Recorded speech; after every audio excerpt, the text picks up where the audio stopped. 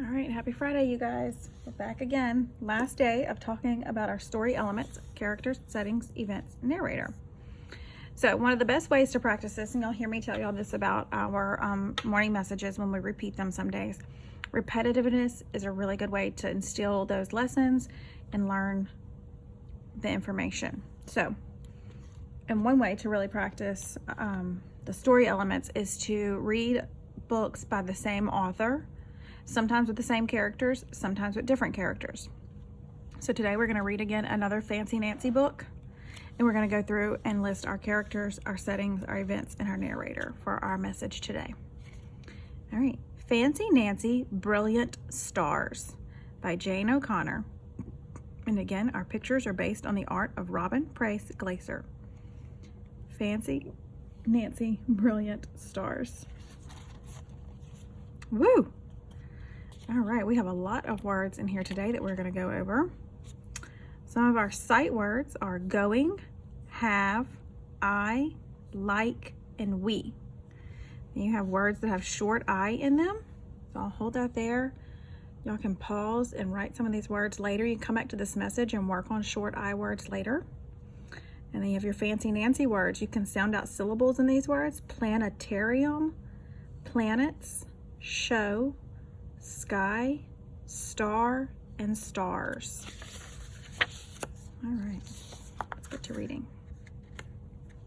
The sky is lit up with brilliant stars. Brilliant is a fancy word for shiny and bright. I draw pictures of the stars. The Big Dipper looks like a big spoon. Oh, do you see it?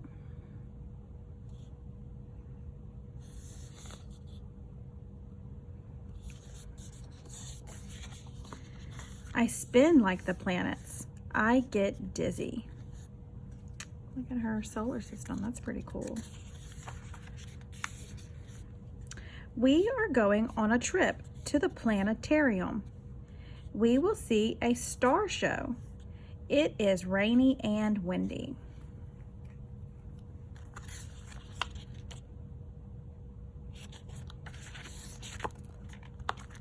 Drip, drip, drip. It is raining hard. There is lots of traffic. We missed the show. Oh no. I have a brilliant idea. Brilliant is also a fancy word for really smart. We can have our own star show.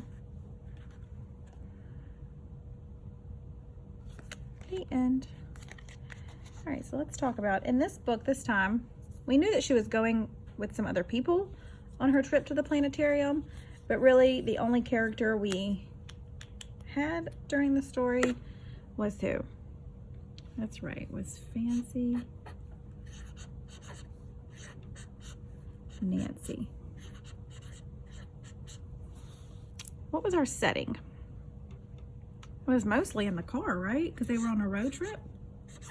So mostly they were in the car. I would also list the sky. And I'll put a little dash and put stars. So that's kind of a setting that we had, because that's what she was really hoping to see. And they were going to go to where? What was another place they went to? Oh, they wanted to go to. They wanted to go to the planetarium. Right? So we'll put that down. Because it was a setting, it was a place that was brought up, and she told us about the planetarium, so we knew about it.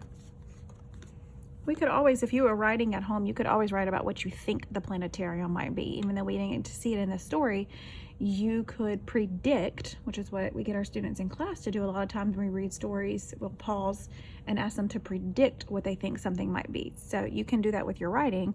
You can predict what a planetarium might be. What was the event in this story? That's right, they were taking a trip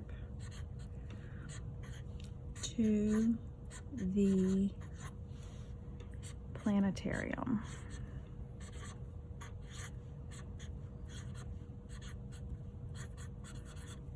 But they didn't get to make it because of the rain, right? The rain stopped their trip, or well, it held up traffic and they didn't get to go. So she ended up, that's why I put the sky, she ended up going out of her car in the evening with her family and looking at the sky and finding all the stars on her own. Who was the narrator in our story? That's right, it was Fancy Nancy. She was our narrator. It seems to me, after just reading those two stories with you guys yesterday and today, that I think in these books, in the Fancy Nancy books, your narrator is usually going to be Fancy Nancy. She always tells the stories from her point of view. So as you read other stories, I want you to pay attention if you think it's the author telling the story about all the characters, or if there's one character in the story who tells the story who is the narrator. All right, guys, happy Friday. Have a great weekend. I'll pull this back over here so you can see.